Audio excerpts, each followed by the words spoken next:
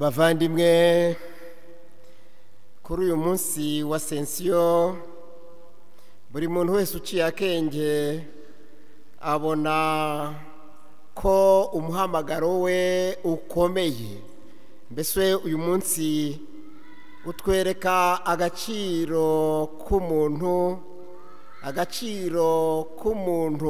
wabatijwe ku buryo bw'umwihariko, kuko inzira Yesu anyuze niyo natwe tuzanyuramo. Umuntu ahamagarirwa kunyura mu nzira Yesu batweretse none yanyuzemo, kandi iherezo ryaho yaragiye aho ari nk'uko wabitubwiye mu isomo rya kabiri, akaba ari ryo herezo ryanjye, ari ryo herezo ryawe. Hari igihe twiha gusuzugura abantu, cyangwa se natwe abantu bakaba badusuzugura, bitihise natwe tukaba twisuzugura. Hari ibintu byaje ubu ngubu usanga iyo umuntu abyaye abarenze abo abaturanyi bifuza, wagira ngo hari uwo abyaye ntabwo ari umuntu, bakamuherekeja imvugo zigaragaza ko nyuri kubivuga afite ubwenge buciriritse.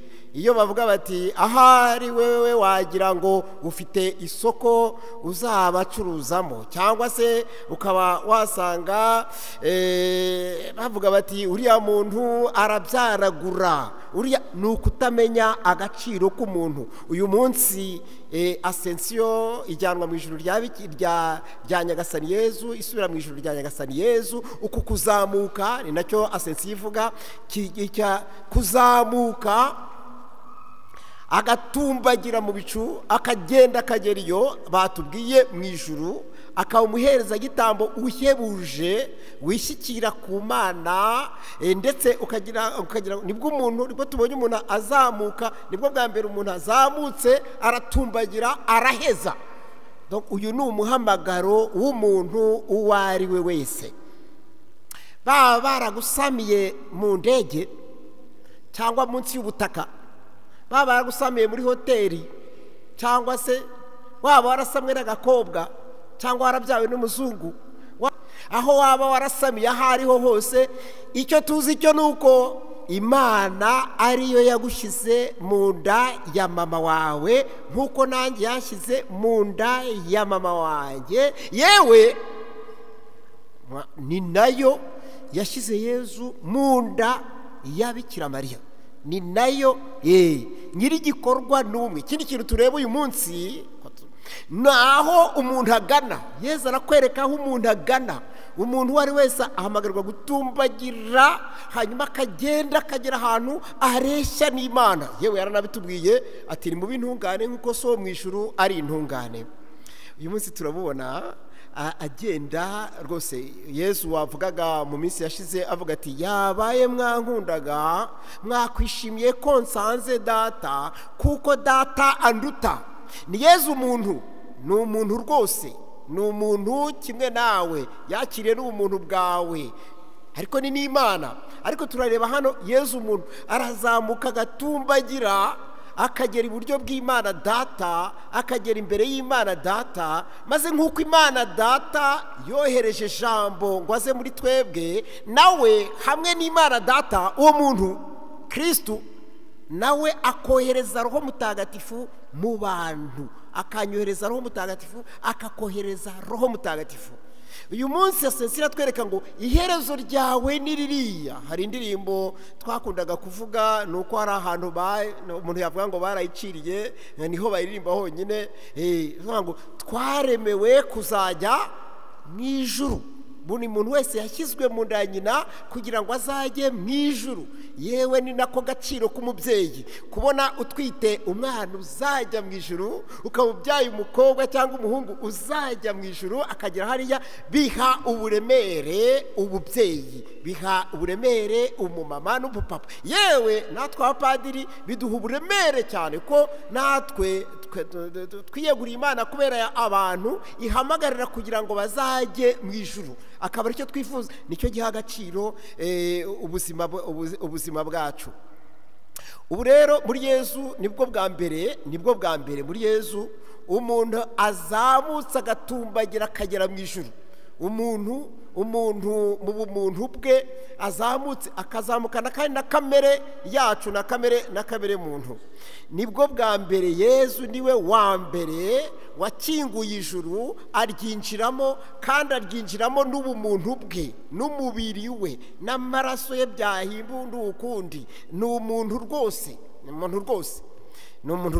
niwe wagiye mu ijuru. Noneho bereka nongereho n'ikindi, yinjiranyeyo umubiri w'umuhungu, umubiri w'umugabo.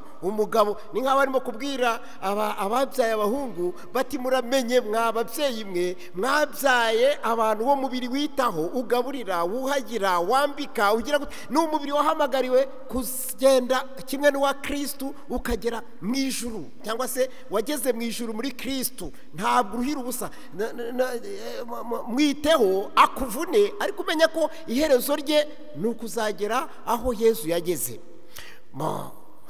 Nyuma yaho undi uzamukurikiraho akazamuka nkawe ni umwe gusa, ni umubiri w'umukobwa wakataraboneka wahebuje abagore bose umugisha. niwe uzazamuka, akazamuka we wese uko yakabaye mu mubiri we n'amaraso ye n'ubumuntu bwe bwose akazamuka. Mu yandi magambo, Yesu azakurikirwa n'umukobwa. Kubera iki mvuga ibi ngibi? Nagira ngo mbabwire ko muri Kiliziya Gatolika, kandi ibyo tuvuga ni ukuri, imibiri yageze mu ijuru ni ibiri gusa. N'uyu nguyu duhimbaza uyu munsi, akaba ari n'undi tuzahimbaza ku munsi mukuru wa Assomption. Abandi bose nubwo bagiye mu ijuru ni roho nsa, imibiri yabo iri aho bayihambye. Na Eliya, kuko abantu benshi bakunda gutekereza ko Eliya yaba yaragiye mu ijuru. Ntabwo. Eliya yabayeho mu myaka 850 mbere y'uko Yesu abaho hano ku isi, ndavuga hano ku isi, yego. Hanyuma noneho Yesu yagiye mu ijuru. Rero Eliya atari yajyayo, ari ahantu ategereje yuko Yesu azapfa, akamwuhagiza amaraso ye, akamusukura, hanyuma akagenda amukurikiye. Ariko namukurikira, azamukurikira ariho nsa kimwe n'aba Aburahamu n'aba Adamu n'aba Eva n'abandi bose bo mu muryango wabo. Naho imibiri yabo yose iri aho izazukira hamwe n'iyacu ku munsi w'imperuka. Imibiri iri mu ijuru ni umubiri w'umuhungu wa Nyagasani Yesu Kristo, ni umubiri w'umukobwa witwa Bikira Mariya. Nkaho umuhungu arembuza abahungu bose bati dore iherezo ryacu, nkaho umukobwa abereyeho kurembuza abakobwa ati uwo mubiri wanyu muwitondeye, muwiteho nk'uko nanjye nitaye ku wanjye. Iherezo ryayo ni njyewe, kandi nagiye ahangaha nanjye kubera ko nakurikiye Kristo, kubera ko Kristo yahaje akamuzuka mbere mu bapfuye bose, hanyuma nanjye ngakurikiraho, nta guca ku ruhande. Ikindi noneho Yesu tubonye ajya mu ijuru. Buriya hari abantu, nuko hari wenda tutabizerikanaho, hari abantu ubona baragowe, nk'umuntu ubaho noneho akaba afite undi muntu wamutwaye umutima, akagutwara umutima ugasaragurika. Nijoro wajya kuryama akaba ariho urota, wagenda mu nzira akaba aruzikana umuntu yagutwaye umutima, kandi ejo azapfa bamushyingure bamuhambe. Uyu munsi ni igihe cyo kubona Yesu azamuka, hanyuma tukamwegurira umutima wacu, niwe wenyine. Naho umutima wawe nuramuka ugize umuntu undi akawutwara akawukomoza, nta kindi azawukorera. Umunsi umwe azawusekura mu isekuru, awukoremo ubugari. Ariko Yesu we mwitinya kumwegurira umutima wanyu kugira ngo awujyane aho agiye, awugeze mu ijuru, ube hano. Yesu yarakubwiye ngo aho ubukungu bwawe buri niho umutima wawe uzaba. Nuko rero mwegurira uwo mutima kugira ngo ubwo ubukungu bwawe ari Nyagasani Yesu Kristo, aho ari aba ariho umutima wawe uba, maze wibere hano ku isi umutima wawe warawubitse muri Yesu. Yesu yaragutwaye umutima, yewe ntabwo ari umutima gusa, mwegurire n'ubwenge bwawe bube mu ijuru muri we. Ujye uba hano ukoresha ubwenge buri no mu ijuru butajyaho umwanda. Ube hano waramweguriye amagara yawe n'imbaraga zawe, ku buryo uba hano ku isi ukoresha imbaraga, ariko izo mbaraga zibitse muri Yesu Kristo, nta bwandure burimo, nta mwanda urimo. Ufata umwanya wiyegurire Yesu Kristo uzamutse ajya mu ijuru, kugira ngo akuzamure we wese uture hano ku isi, ariko kandi utuye no mu ijuru uri muri Yesu Kristo. Yohana azakubwira ko umunsi Yesu azigaragaza, menya ari na Paulo, umunsi Yesu azigaragaza uzibona uri kumwe nawe, kubera ko mumaranye igihe mu ijuru nuko nawe amaranye nawe igihe hano ku isi. Kuko agira ati, urya umubiri wanjye akanywa amaraso yanjye angumamo, nanjye nkamugumamo. Kwiyegurira Yesu uzamutse kugira ngo agutware umutima, kugira ngo agutware we wese. Kandi urabona ko akuzirikana, arakuzirikana kuko anagiye agutekereza, agiye agutekereza, kuko aravuga ati, ngiye kugushakira ibyicaro, nimara kugutegurira icyicaro nzagaruka nkujyane, nzakoherereza roho wanjye aza kujyane. Iyo barimo kuvuga hano mu masomo twumvise, usanga barimo kuvuga ngo nuko Nyagasani Yesu ajyanwa mu ijuru, ajyanwa mu ijuru, Kristo ajyanwa mu ijuru, ajyanwa mu ijuru. Tekereza ko agiye azatwohereza roho we, roho wajyanywe mu ijuru, roho wa data, roho utuye mu ijuru usengwa kimwe n'Imana data na mwana, wubahwa kimwe nabo.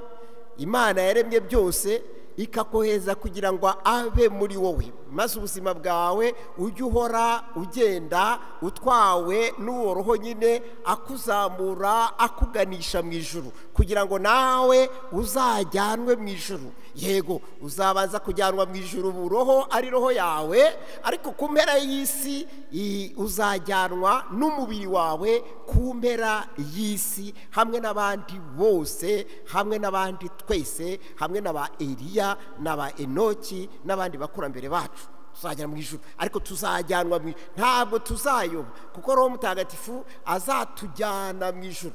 Wajyanye Yesu Kristo mu ijuru, wajyanye Yesu Kristo mu ijuru, wajyanye Mariya mu ijuru, ni nawe uzatijyana mu ijuru. Ntabwo tuzayoba inzira, ntabwo tuzayoba inzira. Ikindi turimo kubona ni uko uwo roho nyine, imbaraga z'Imana ziturutse mu ijuru, mu gihe atujemo atufasha kuba hano ku isi, tukahaba bumana, tukahaba nk'Imana. Batubwiye ngo inkuru nziza y'ukwisubiraho no kubarwa ibyaha izamamara iturutse i Yerusalemu, hanyuma igere mu mpera z'isi. Roho Mutagatifu aramanukira muri wowe, umutima wawe ni Yerusalemu, hanyuma ayobore umutima wawe, ayobore imitekerereze yawe, ayobore ubuzima bwawe, numwemerera, hanyuma noneho aza muri wowe hamwe nawe aba umugabo wa Kristo muri twebwe, hanyuma agufashe kwamamaza inkuru nziza mu bantu. Naho honyine umukateshiste ashobora kubonera imbaraga. Abona imbaraga muri roho w'Imana uje akamuzamo, we n'Imana bagahinduka umwe. Byumva utya, bavuga Bikira Mariya ko ari umugeni wa Roho Mutagatifu, ariko ubu n'ubuzima buroho, ntabwo ari ubuzima nk'ubw'abantu, ni ubuzima bwo hejuru. Ni ukuvuga ko Roho Mutagatifu yaje hamwe na roho wa Bikira Mariya baragenda bakaba umwe. Ibyo nibyo biba no muri wowe mu gihe wakira roho mutagatifu. Icyo gihe roho mutagatifu akaza muri wowe akaba umwe na roho wawe, kurenza uko umugore n'umugabo baba umwe, kandi bakagwatirana ubuzirantangiriro n'ubuziraherezo ku buryo buhebuje. Roho yawe wimbwira ngo iragomba kuba iy'umukobwa, oya, roho yawe ni ubuzima buroho burenze ubw'umuhungu cyangwa se ubw'umukobwa.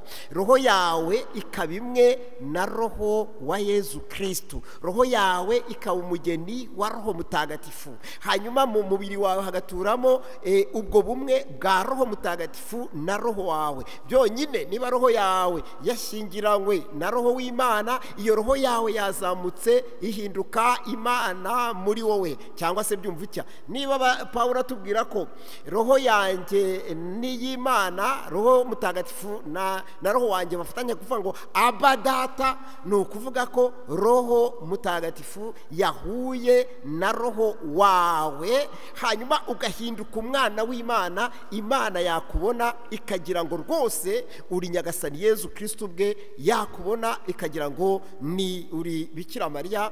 Kandi nabyo batubwira bati umuntu uyoborwa na roho mutagatifu niwe mwana w'Imana, naho umuntu utifitemo roho mutagatifu uwo nguwo ntabwo aba ari wa Kristo.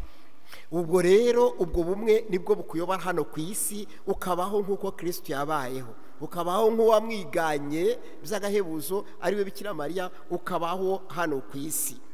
Hanyuma mu byerekeranye rero no gutumbagira, no kugutumbagira ujya hejuru, kuko ni urugendo rw'ubuzima bwacu bwose. Umuntu azamuka asanga uwo yakoze nk'uko Pawulo avuga ngo ntwaza rero ngani iyo ntego yangororana Imana idusezeranya muri Kristo Yezu. Urwo rugendo rero nirwo, kubera ko ubundi avuga umukateshiste, nirwo umukateshiste akora, niwe urukora. Umukateshiste muri ubwo buzima aba ameze nk'inyoni iyobora izindi. Nanjye kuvuga ngo nk'agaca, oya, nk'akagoma iyobora izindi. Ni ukuvuga ko ajya imbere akaguruka, yaguruka, umutima we ari roho mutagatifu. Hanyuma noneho abigishwa ba Kristo cyangwa se abo ashinzwe nabo bakagurukana nabo, bazamuka basanga Uhoraho, bagenda basanga Imana. Ni nako ababyeyi bo mu rugo bamera ugereranyije n'abana babo, kuko umukateshiste abakristo bibanze mu buzima bwacu ni ababyeyi, ni mama w'umwana na papa w'umwana. Nibo ba mbere bamubwira intangiriro n'iherezo rye, nibo ba mbere bamwigisha aho agomba kujya, nibo ba mbere bamubwira ko agomba kwigana Yezu wagiye mu ijuru, hanyuma bakigana na Bikira Mariya wajyanywe mu ijuru. Nibo bamutoza kubaha umubiri we nk'uko abo tuvuze bubashye umubiri wabo. Nibo bamusabira amasakramentu nk'uko uyu mubyeyi, aba babyeyi bazanye umwana wabo kugira ngo aturwemo na roho wa Kristo, roho wagiye mu ijuru, roho w'Imana Data. Abo babyeyi rero nibigira imbere hamwe n'umwana wabo kugira ngo ahabwe batisi.